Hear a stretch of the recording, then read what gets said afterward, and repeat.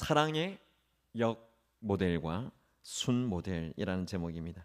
오늘 말씀 함께 나누실 때 우리 말씀 통해서 우리에게 주시는 귀한 은혜가 있기를 바랍니다. 사랑의 역 모델과 순 모델. 계속해서 우리가 요한일서 말씀 그리스도 안에서의 바른 교제, 예수 그리스도를 기준으로 교제해야 된다는 말씀을 나누는데요. 여러분 지난 시간에 나눈 말씀 기억나십니까? 죄는 미워하되 죄인은 사랑하라 하는 그 말씀이었죠.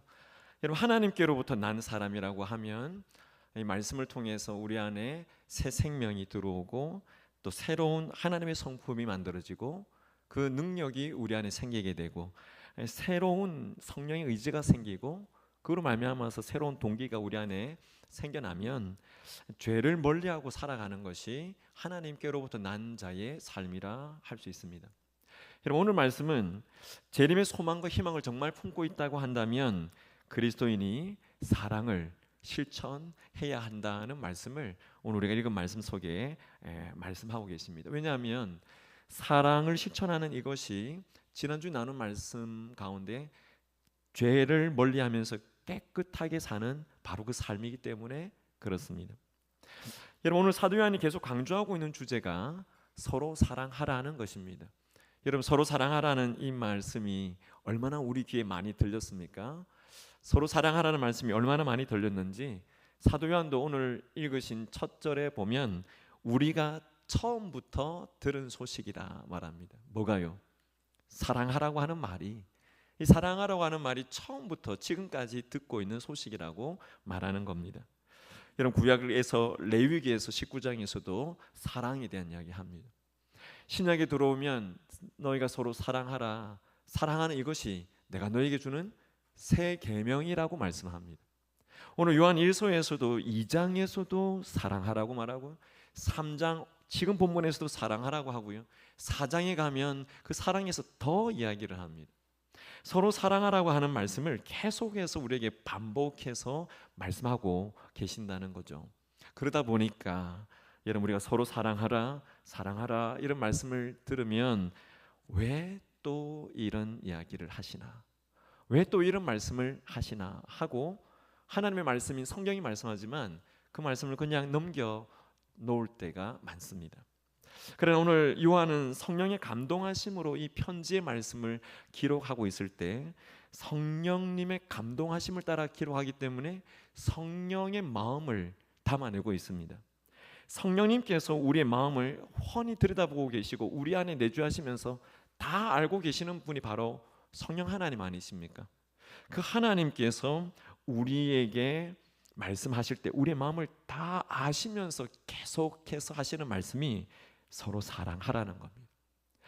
왜냐하면 우리 마음은 여러분 자연 상태, 진공 상태, 마음을 진공 상태에 놓아둘 수 있다고 한다면 마음을 기울지 않는 땅 위에 가만히 놓아둔다고 한다면 여러분 그 마음이 어떻게 되겠습니까? 놀랍게도 우리의 마음은 그냥 저절로 이기주의로 기울어질 수밖에 없는 마음입니다. 여러분 우리의 마음은 죄악의 본성으로 가득 찬 것이기 때문에 기울어지는데 어디로 기울어진다고요? 이타주의가 아니고 이기주의로 기울어지는 마음입니다. 그래서 오늘 우리에게 서로 사랑하라는 말씀을 귀에 딱지가 앉을 정도로 계속해서 반복해서 말씀하고 계십니다. 오늘 본문을 보면 요한은 하나님의 자녀의 특징 뭐겠습니까? 사랑이고 반대로 이 마귀의 자녀, 마귀의 자식의 특징은 뭐겠습니까? 미움이다. 그걸 말씀합니다. 하나님의 자녀들이 이룬 공동체가 교회인데 여러분 이 교회의 원형과도 같은 것이 요한은 바로 예수 그리스도고 이 하나님을 대적하는 세상의 원형과도 같은 것이 있는데 그걸 누구로 오늘 말씀하고 있냐면 바로 가인으로 제시를 하고 있습니다. 여러분 오늘 말씀을 우리가 함께 나눌 때 사도 요한이 어떤 의미에서 이 가인을 증오와 이 세상의 미움의 원형으로 제시를 하고 있는지 그리고 예수 그리스도를 어떤 의미에서 사랑의 모델로 제시하고 있는지 오늘 함께 묵상하시게 될 때 오늘 두 가지 모델이 나오는데 미움의 모델이 아닌 사랑의 모델을 따라서 가는 예수님의 그런 온전한 제자가 우리 모두가 되실 수 있기를 간절히 원합니다. 옆에 계신 분에게 한번 서론 끝냈는데요, 이야기해 주십시오. 미움의 모델이 아니라 사랑의 모델을 따라갑시다. 그렇게 한번 격려해 주시기 바랍니다. 미움의 모델이 아니라 사랑의 모델을 따라가실 수 있기를 바랍니다. 솔직하게 말씀드려서 여러분, 오늘 우리 교회 안에서 지금까지 신앙생활 해오는 동안에 여러분, 어느 누군가가 말하고 행동하는 거에 의해서 상처를 한 번도 받아보지 않은 사람 있습니까? 누군가의 말과 행동에 의해서 상처 받아본 사람이라고 하면 여러분, 오늘 이 말씀이 우리에게 얼마나 중요하고 얼마나 필요한 말씀인지 느끼게 되실 겁니다. 그러나 여러분, 오늘 말씀을 우리가 받을 때 그런 관점에서 오늘 말씀이 그런 말씀이야? 그러고서 말씀의 귀가 열려서 이 말씀에 집중할 때 조심할 것은 적용을 다른 사람에게 하면 안 되고 누구에게 해야 됩니까? 나 자신에게 해야 됩니다. 나 자신에게 오늘 이 말씀을 적용할 때 하나님께서 우리가 바른 모델을 보고 바른 모델을 따라가게 하실 줄 믿습니다. 우리가 먼저 첫 번째 살펴보실 모델은 영 모델인 가인입니다. 영 모델, 사랑의 영 모델인 가인이 어떤 존재였는가 하는 것을 오늘 요한은 말씀하는데, 이런 말씀 성경을 보시면서 따라오시면 요한은 먼저 가인처럼 하지 말라고 12절에 이야기를 합니다. 가인을 역 모델로 제시하고 있는 것이죠. 가인을 영 모델로 제시하고 있는 이유가 뭔가 12절의 뒷부분에 나오는데, 그 이유가 뭐라고 되어 있습니까? 자기의 행위는 악하고 그 아우의 행위는 의로움이라. 무슨 말인지 잘 모르겠어요. 어떤 이유로 죽였느냐 그랬더니 자기의 행위는 악하고 그 아우의 행위는 의로움이라. 이것 때문에 죽였다는 거죠. 여러분, 우리가 잘 아는 바대로 하나님께서 가인의 제물을 받지 않으신 것이 왜였겠습니까? 그가 곡물로, 식물로, 채소로 제사를 드렸기 때문입니까? 아닙니다. 하나님께서 아벨의 제물을 받으시는 건 역시 그가 단지 짐승의 피로 제사를 드렸기 때문입니까? 단지 그렇게만 볼 수는 없습니다. 하나님께서는 레위기 2장에 보면 제사를 드리는 여러 방법 중에서 곡물로 드리는 제사도 소개하시죠. 무슨 제사죠? 소제. 여러분, 이런 곡물도 제사를 받으셨습니다. 곡물도 제사를 받으시고 짐승의 피로 드리는 번제를 비롯한 여러 제사도 제물로 받으셨습니다. 반대로 하나님께서 아벨의 제물을 받으신 것은 여러분, 이 아벨을 제가 조금 더 설명드려야 될 것 같은데요, 하나님께서 가인의 제사를 받지 않은 것은 가인이 정성을 다하지 않고 제물을 바쳤기 때문이라고 봅니다. 성경은 이 하나님께서 가인과 그 제물을 받지 않으셨다고 창세기 말씀하죠. 이 가인을 먼저 보셨다는 겁니다. 제물을 먼저 보신 게 아니고, 그 가인을 봤을 때 가인은 하나님 앞에 마음을 다하지 않는 그런 제사를 지냈기 때문에 하나님께서 그 제사를 받지 않으셨다고 말씀하고 그의 제물 역시 받지 않으셨습니다. 반대로 하나님께서 아벨의 제물을 받으신 것은 먼저 아벨을 받으셨기 때문입니다. 히브리서 11장 믿음장에 보면 4절에서 이 아벨의 제사에 대해서 말씀할 때, 아벨의 믿음에 대해서 말할 때 아벨은 믿음으로 제사를 드렸다 그렇게 말씀을 합니다. 그때도 역시 하나님께서는 아벨과 그 제물을 받으셨다 그렇게 기록하고 있습니다. 중요한 것은 하나님을 사랑하고 경외하는 인격적인 그 관계 속에서 제물을 바쳤는가, 하나님은 여기에 주목하고 계셨다는 겁니다. 여러분, 가인이 왜 아벨을 죽였습니까? 오늘 사도 요한은 15절 말씀에 보면 이렇게 표현하고 있죠. 그 형제를 미워하는 자마다 뭐 하는 자라고 했습니까? 살인하는 자다라고 했습니다. 요한은 가인이 아우를 죽였다고 하면서 그 원인이 미움이라고 하는 표현을 오늘 본문에서 하고 있는 것입니다. 여러분, 미움이라고 하는 감정 우리 안에도 늘 도사리고 있습니다. 그 미움이 감정을 다 채워버리는 경우도 있습니다. 또는 그 미움 때문에 감정의 파괴를 가져오는 경우도 있습니다. 여러분, 이 미움은 마음의 살인입니다. 마음의 살인이 행위로 드러나게 되면 행동의 살인이 될 수도 있는 것이죠. 가인은 이 증오의 마음이 일어날 때 사실은 이 미움 증오를 통제했었어야 했는데 오히려 동생 아벨을 죽이는 행위의 미움으로까지 이어진 것이 문제였습니다. 여러분, 증오의 반대가 뭡니까? 사랑이죠. 이 증오는 사랑의 반대입니다. 이 증오, 미움은 이기적이고 아주 무감각한 그런 태도라고 이야기할 수 있습니다. 이 증오의 핵심은 이기주의입니다.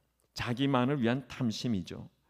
타락한 인간은 이 이기적인 본성이 있기 때문에 이 증오에 휩싸일 수 있습니다. 그래서 오늘 사도 요한은 13절에서 가인이 이 불신 세상의 전형인 것을 말씀하고 있습니다. 여러분 13절 같이 한번 읽어보십시오. 시작. 형제들아, 세상이 너희를 미워하여도 이상히 여기지 말라. 잠깐 보십시오.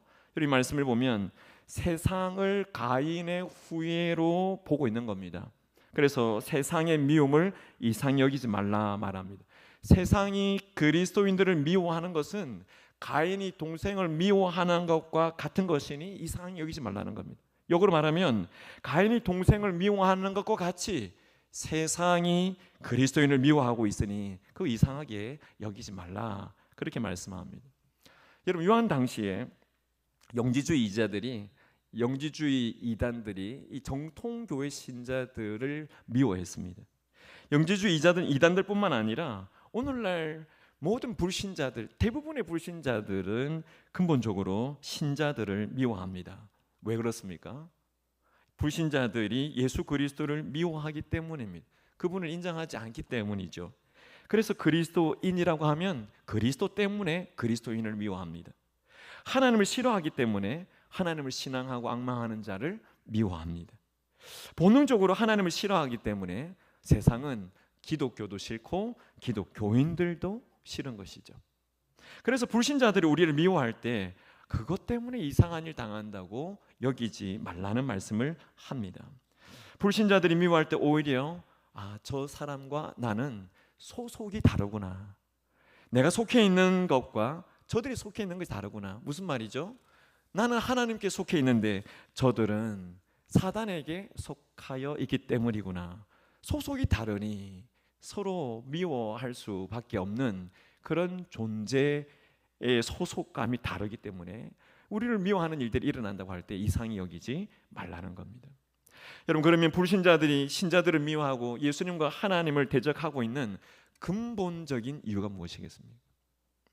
오늘 말씀의 12절에 보시면 가인이 누구에게 속해 있다고 말하고 있습니까? 12절에서 가인은 악한 자에게 속해 있다, 그렇게 표현하고 있습니다. 여러분, 이 악한 자가 누굽니까? 사단입니다.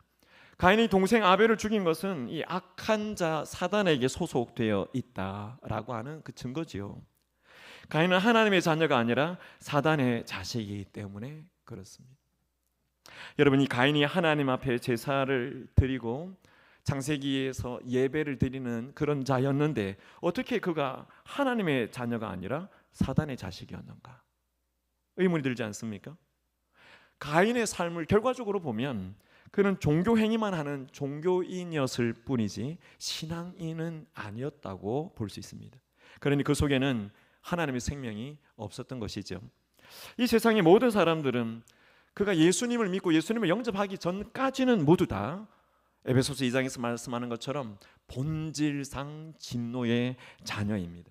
예수 믿기 전에는 이 세상 풍조를 따르는 공중권세 잡는 자, 이 사단을 따르는 자, 마귀에게 속한 자일 뿐입니다. 사랑하는 여러분, 오늘 이 가인의 영모델인 가인을 보면서 우리에게 생각하게 하는 이 중요한 단어 하나가 증오입니다. 여러분, 이 증오, 이 미움은 이 증오의 근본적인 이유가 증오의 근본의 그 증오의 원천이 오늘 말씀에서 이게 사탄에 속했기 때문이라고 한다고 하더라도 여러분, 우리 안에 증오나 미움이 있는 사람에게 아무 책임이나 아무런 어떤 그런 책임이 없는 것은 결코 아닙니다. 증오한다는 것은 하나님을 대적하고 증오와 사탄의 그런 소속에 들어가서 사탄과 동맹을 맺는 것과 같은 것임을 우리가 기억하실 수 있기를 바랍니다. 우리 안에 만약에 이런 마음이 도사린다고 하면 내가 하나님을 대적하는 자리에, 그리고 사단과 동맹을 맺는 자리에 들어선다는 것이 바로 그런 것이라는 걸 우리가 기억하실 수 있기를 바랍니다. 누군가가 자신을 등을 때리는 것을 증오하는 어떤 사람이 자신의 등에다가 자꾸 등을 누가 때리니까 등에다가 폭발물을 달고 다녔다는 이야기가 있습니다. 믿을 수 없는 이야기입니다만, 여러분, 누군가가 자신의 등을 치면 폭탄이 터지도록 폭탄을 등에다가 매달았다는 거죠. 누군가 또 나를 등을 치면 그 사람 폭탄 터져서 죽게 만들겠다, 그런 심산이었던 겁니다. 근데 그가 모르고 있는 게 뭡니까? 자신도 죽는다는 겁니다. 여러분, 이와 같이 증오는 증오의 대상만 죽이는 것이 아니라 자기 자신도 죽는 것이 증오입니다. 우리가 한간에 뉴스에서 보지 않았습니까? 자전거가 자신이 몰고 가는 승합차 앞에 갑자기 끼어들었다고 해서 그 자전거를 몰고 가는 사람을 끝까지 따라가서 보복 운전하면서 그 사람 위협에 빠뜨리는 일들. 태어난 지 100일도 안 된 딸아이가 자꾸 울고 보채니까 이 준비 안 된 그 엄마가, 이 아이가 너무 귀찮다고 아이의 몸에다가 이런저런 상처를 내고 그냥 방치해서 죽게 만든 사건들. 여러분, 택시 운전기사가 술 취한 청년을 태웠는데 청년이 술에 취해서 돈이 없다고 그렇게 버튼거리면서 택시비 계좌로 보내줄 테니까 나를 놓아달라. 그러니까 이 운전기사가 그걸 거절했어요. 경찰서 가자고 그랬더니 이 차 창문을 두드려 차면서 난동을 그 차 안에서 막 피운 겁니다. 그래서 이 택시기사가 청년을 그렇게 하지 말라고 말리는데 이 청년의 허리춤에 30cm 되는 칼자루가 차 있는 걸 보고 오싹하면서 그를 그냥 바로 경찰로 넘겼답니다. 이런 세상이죠. 여러분, 세상이 얼마나 악해 가고 있는지 세상을 보면 참 마음에 한탄이 들 수밖에 없습니다. 자신을 불편하게 하면 보복하고 귀찮게 하면 자식이라도 죽음으로 내모는 것이 무서운 세상입니다. 왜 자꾸 이런 일이 일어나는 것인가? 하나님을 대적하고 정화하게 만드는 사단과 마귀의 그 괴계 속에 계속 꾀임에 빠져서 그와 동맹을 맺기 때문에 그런 일이 일어나는 것입니다. 사랑하는 여러분, 그렇다면 이 증오의 모델, 사랑의 영모델인 이 가인은 그러면 어떻게 됩니까? 그 상태가 어떤 상태인가? 오늘 말씀에 한번 보십시오. 14절 보십시오. 14절에 보면 사랑하지 아니하는 자는 사망에 머물러 있다 했습니다. 또 15절에 보시면 살인하는 자마다 영생이 그 속에 있다고 했습니까? 없다 했습니까? 거하지 않는다라고 말씀합니다.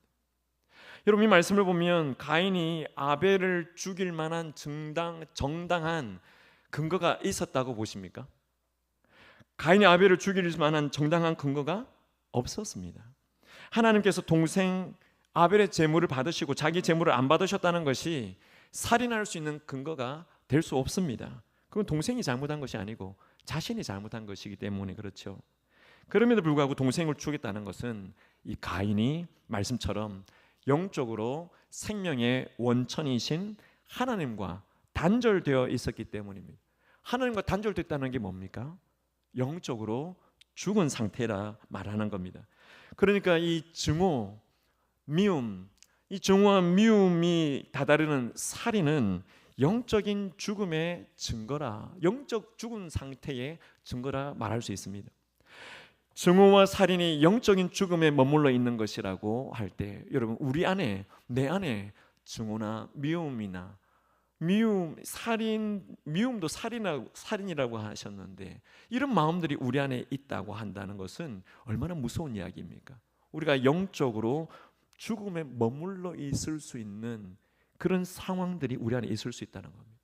증오는, 미움은 우리 안에 하나님과의 단절을 가져오기 때문입니다. 만약에 우리 공동체 안에서, 우리 교회 안에서 형제 자매를 또는 성도를, 다른 성도들을 미워하는 일들이 일어난다면 오늘 성경 말씀대로라고 하면 살인이 일어나는 것이죠. 여러분, 오늘 말씀대로라고 하면 그의 안에는 영생이 존재하지 않는 증거입니다. 자신의 행동은 자신의 영적인 상태에 대한 반응이고 기준이기 때문에 미움과 증오에 자신의 모든 감정이 매여 있다고 하는 것은 영적인 사망에 머물러 있는 것이라고 요한은 단호하게 말씀하고 있는 것을 우리가 기억하시기를 바랍니다. 여러분, 오늘 이 자리에 계신 분들은 가인의 후예가 맞습니까? 여러분, 우리는 가인의 후예들은 아닙니다만 이 세상을 살아가면서 사단의 미혹과 유혹은 받을 수 있습니까? 미혹과 유혹은 받을 수 있는 그런 존재의 위치에 있습니다.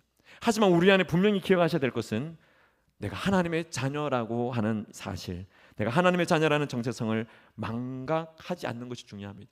만약에 내가 하나님의 자녀라는 걸 망각하면 우리는 형제 자매를 미워할 수도 있게 될 것입니다.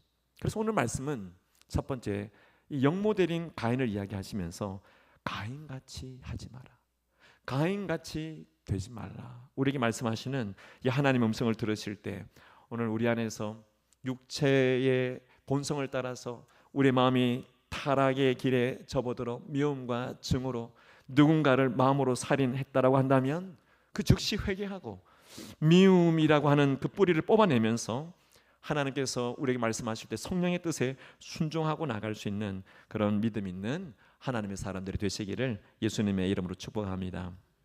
여러분, 두 번째 우리가 살펴볼 모델은 순모델이신 예수 그리스도이십니다. 예수 그리스도, 그분을 우리가 바라보는 거죠. 여러분, 요한은 오늘 말씀을 통해서 보면 가인과 예수님을 아주 예리하게 대조를 합니다. 여러분, 가인은 누구의 장자입니까? 아담의 장자입니다. 예수님은 누구의 장자입니까? 독생자이지만 독생자도 장자잖아요. 하나님의 장자입니다. 이 아담의 장자인 가인은 동생을 왜 죽였습니까?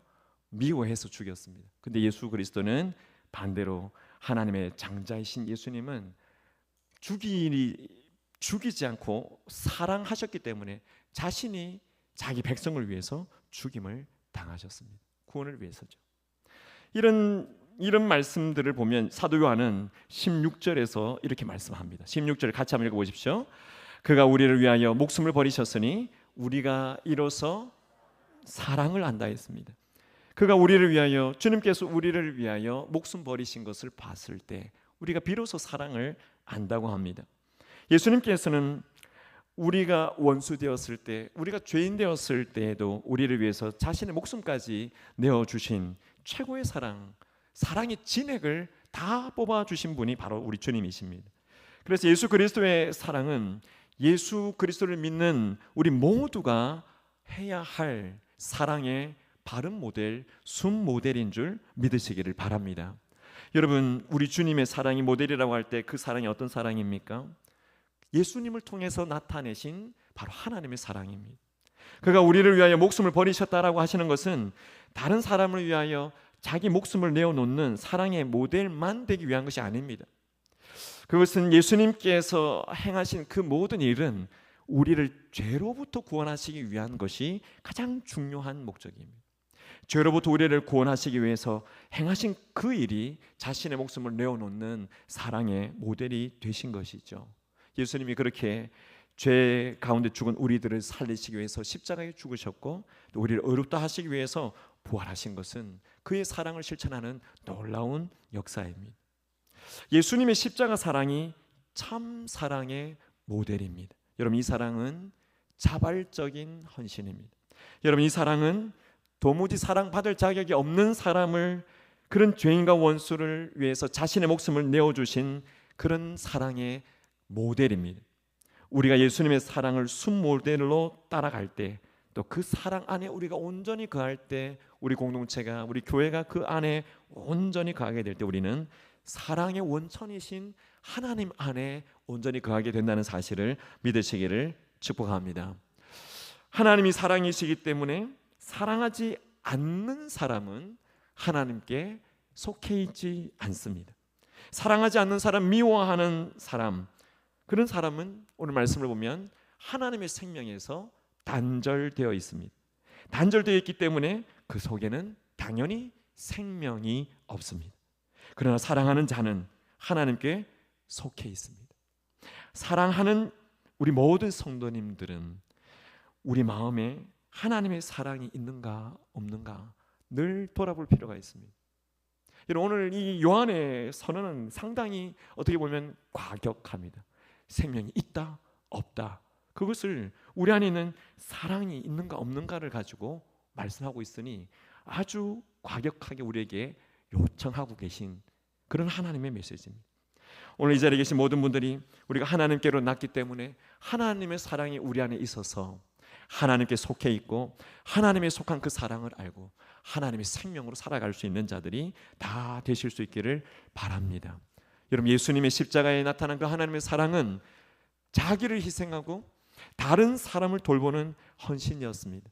여러분, 우리가 사랑한다고 할 때 늘 상대방의 유익을 구하여야 되는 이유가 바로 여기에 있는 줄 믿습니다. 예수님께서 우리에게 가장 유익한 것, 죄와 사망과 지옥으로부터 우리를 구원해내시는 가장 귀한 희생을 하셨기 때문에 정말 우리가 이 사랑을 순모델로 따라간다면 예수님처럼 살아가는 그 삶이 우리 안에 일어나야 될 줄 믿습니다. 여러분, 그러면 사랑의 모델이신 예수 그리스도를 따라가게 되면 오늘 말씀에서 어떤 일이 어떻게 되는 일들이 일어나는지 14절을 한번 보십시오. 14절 같이 한번 읽어보시겠습니다. 우리는 형제를 사랑함으로 사망에서 옮겨 생명으로 돌아간 줄 알거니와. 여러분, 이 말씀해 보시면 사망에서 옮겨 생명으로 돌아간 줄을 안다고 했습니다. 언제요? 우리가 형제를 사랑할 때. 가인과 같이 미워하면 영적인 사망에 거하고 있다고 말씀했지만 예수님처럼 사랑하면 영적인 생명에 거하는 것을 보여줍니다. 이 말씀이 형제를 사랑했기 때문에 사망에서 생명으로 옮겼다, 그런 표현이 아니고 형제를 사랑하는 것을 보니 사망에서 생명으로 옮긴 것을 우리가 알 수 있다는 거죠. 여기서 사망과 생명은 영적인 사망, 영적인 생명을 말합니다. 예수 그리스도를 통해서 생명의 원천이신 하나님과 연결된 것이 바로 영적인 생명입니다. 예수 그리스도를 믿지 않아서 생명의 원천이신 하나님과 단절되어 있다면 그것은 영적인 사망이죠. 여러분, 우리 교회 공동체 안에 있는 모든 성도들을 사랑하는 것은 우리가 영적으로 사망에서 영적인 생명으로 옮겨진 증거라는 사실을 우리가 기억하시기를 바랍니다. 우리가 그렇게 사랑하고 또 사랑하고 또 사랑한다는 것은 생명으로 우리가 옮겨진 것을 보여주는 것입니다. 영적 사망에 거하는 사람들의 특징은 단 하나입니다. 미움이고, 영적인 생명에 거하는 사람의 특징은 오늘 말씀에 단 한 가지입니다. 바로 사랑입니다. 여러분, 사도 요한이 어떤 사람이었습니까? 사도 요한도 예수 그리스도의 사랑을 깨닫고 사망에서 생명으로 옮겨진 사람입니다. 여러분, 본래 요한이 자신을 반대하는 사람이 있으면 포용 잘 안 하고 증오와 복수심으로 잘 불타오르는 그런 사람이었습니다. 여러분, 우리 잘 아는 다른 제자들이 서로 누가 최고인가, 누가 예수님의 우편과 좌편에 앉을 걸까, 그 다툼할 때 요한도 그 자리에 있었습니다. 그러나 요한이 예수님의 사랑을 깨닫고 새로운 피조물로 태어났을 때 미움의 그런 제자 중에 한 사람이었지만 이제는 사랑의 사도로 변한 것이죠. 사랑하는 여러분, 사망에서 생명으로 옮겨진 사람은 자기를 사랑하는 사람만 사랑하는 것이 아니고 자신을 사랑하지 않는 사람조차도 사랑하는 사람인 줄 믿습니다. 사랑받을 만한 조건과 자격이 있는 사람만 사랑하는 것이 아니고 자격과 조건이 부족하다 할지라도 주님께로부터 받은 사랑 때문에 사랑하는 자가 사망에서 생명으로 옮겨진 것을 보여줄 수 있는 자라는 사실도 기억하시기를 바랍니다.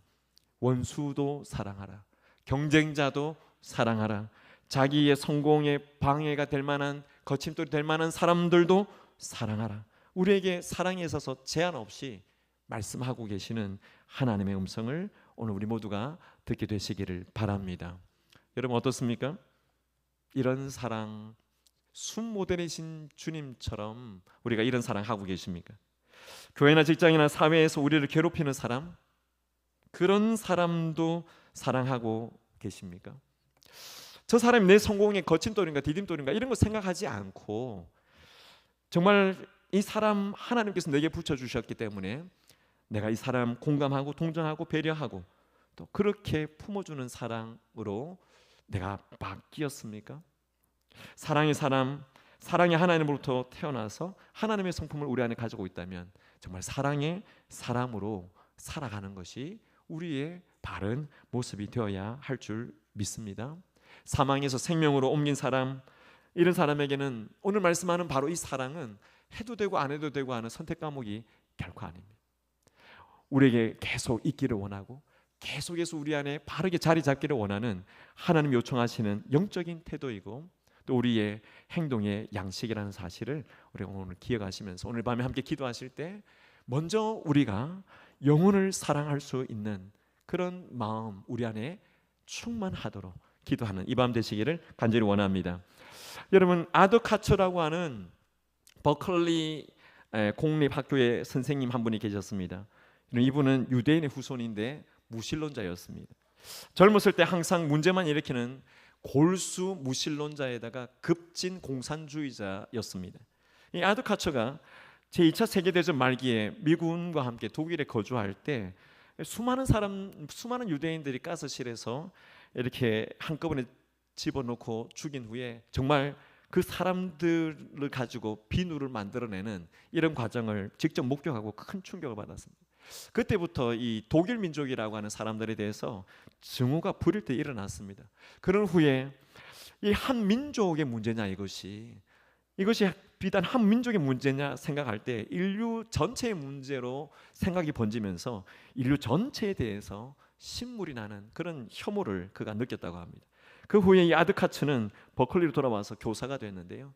선생님이 되어서 아이들을 가르치면서도 교육을 하면 할수록 교육이 인류의 문제를 해결하는 그런 방책이 아니라는 생각이 들었습니다. 그래서 교육이 사람을 결국 바꾸지 못한다는 그런 판단을 하고 교사를 그만둡니다.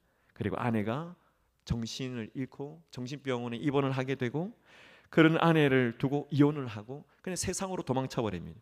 어디로 갈지 모르면서 세상을 막 돌아다니다가 어느 날 비가 올 때 그리스를 여행하는 자리에 있었는데 수염도 깎지 않고 덥수룩하게 더러운 가방을 메고 비를 맞으면서 어떻게든 차 한 대 잡아 타고 이동해보자 하고 히치하이킹을 하고 있었습니다.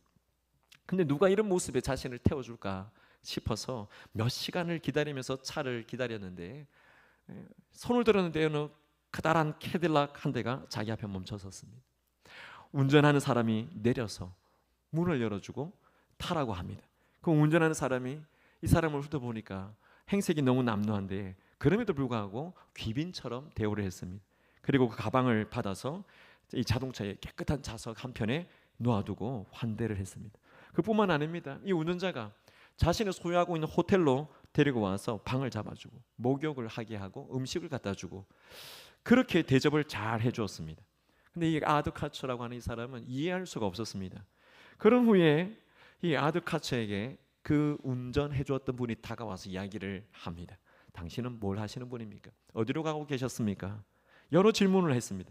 이 유대인 무신론자 이 아드카처가 그동안 마음에 쌓아두었던 골치 아픈 이야기들을 다 했습니다. 자신의 불행, 자신이 가졌던 증오의 마음들 이런 것들을 다 털어놓았습니다. 이 사람이 앉아서 그 이야기를 다 들어줬습니다. 그러면서 하는 이야기가 아드카처, 세상에 필요한 것이 무엇이라고 생각합니까? 세상에 정말 꼭 필요한 것이 뭐라고 생각하십니까? 다른 사람의 발을 씻어주는 그런 사랑 아닐까요? 이렇게 이야기를 하면서 복음을 전하기 시작했습니다. 그때 이 아드가 하는 말이 저는 이보다 아름다운 말을 과거에 들어본 적이 없었습니다. 근데 왜 저에게 그런 말씀을 하십니까? 그랬더니 그 사람이 말합니다. 그것은 나의 주님께서 그렇게 하셨기 때문입니다. 여러분, 이 젊은 유대인 무신론자 아드카처가 그때 복음을 처음 받아들였습니다. 이 아드가 예수 그리스도를 영접했습니다. 아무 자격이 없는 젊은이에게 베푼 그 친절한 행위가 평생 간직하고 있었던 미움, 분노, 증오 이 모든 뇌관을 다 제거해 버린 그런 사건이 되었던 거죠. 사랑하는 여러분, 우리 주님께서도 우리에게 말씀하시죠. 우리가 잘 아는 요한복음 13장 35절 말씀에 보면 너희가 서로 사랑하면 이로써 모든 사람이 그다음 뭐라고 했어요? 너희가 내 제자인 줄 알리라 말씀합니다. 여러분, 제자인 우리가 가야 할 길이 바로 이런 사랑의 길인 줄 믿습니다. 여러분 새롭게 움터야 될 생명이 바로 이런 생명인 줄 믿으시기를 바랍니다. 우리가 말과 혀로 사랑하는 일 많습니다.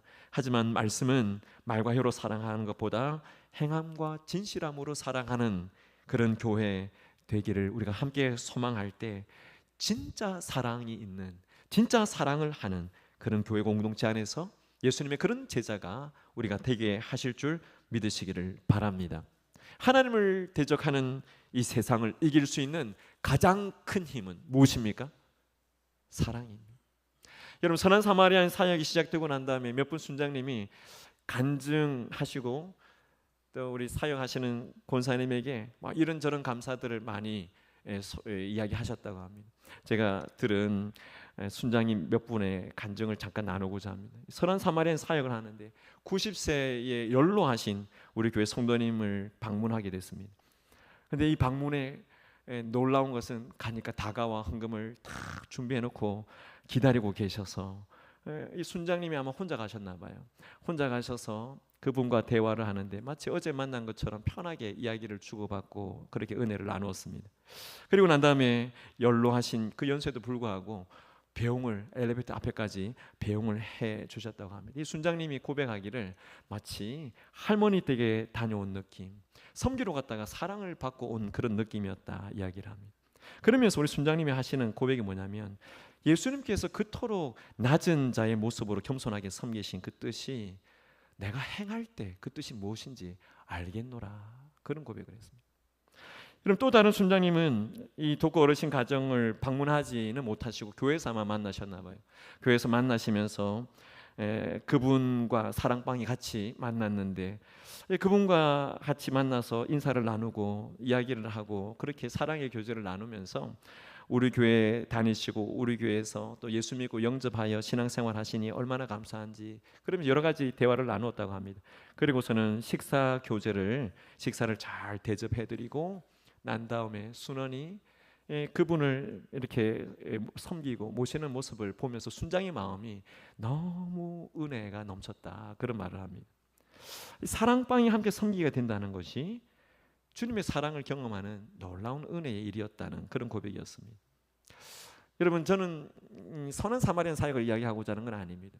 이제 우리가 새 생명 축제를 2주 앞에 두고 있는데 여러분, 우리가 어떤 모델을 선택하느냐가 새 생명 축제 안에 하나님 주실 생명의 열매를 결정한다고 믿습니다. 여러분, 우리가 가인과 같은 사랑의 영 모델이 된다면 우리 개인이나 우리 공동체 안에 증오와 미움이 그대로 도사리고 있는 채 이런 일들을 한다고 하면 이미 우리는 사단과 동맹을 맺은 이들 때문에 이 사역의 놀라운 열매나 영광을 볼 수 없습니다.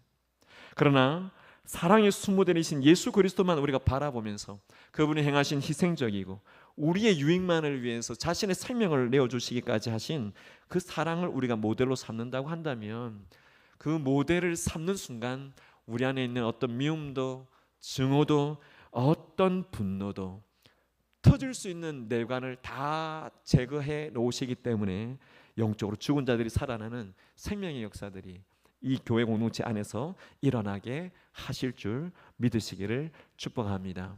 여러분, 프란시스 셰프 교수는 이런 말을 했습니다. 아주 짧은 문장인데요. 사랑이 최종적인 변증이다, 그렇게 이야기했습니다. 사랑이 최종적인 변증이다. 무슨 말이냐면 학문적으로 또 성경적으로 기독교를 변증하면서 복음을 전해도 지금까지 넘어오지 않는, 예수를 믿지 않는 그 사람에게 실천적인 사랑을 진솔하게 내어 보일 때 그 사람은 복음으로 넘어온다는 겁니다. 다시 말하면 뭐니 해도 결국에는 사랑이 있어야 된다는 거죠. 진실한 사랑에 녹지 않을 사람은 아무도 없다 하는 말이 사랑이 최종적인 변증이라는 겁니다. 여러분, 우리가 새 생명 축제를 준비하면서 기도로 나갈 때 여러분, 말로 해서 녹아나지 않는 사람들 많이 있을 수 있습니다. 하지만 사랑의 행위가 무신론 골수 공산주의 한 사람 하나님 앞에 돌아오게 만든 그 사건처럼 우리 앞에 어떤 존재가 있다 할지라도 진솔한 주님의 사랑을 가지고 나갈 때 하나님께서 생명의 열매도 영혼구원의 놀라운 역사도 허락해 주신다는 사실 우리가 믿고 나아가시는 귀한 은혜가 있게 되시기를 예수님의 이름으로 축복합니다.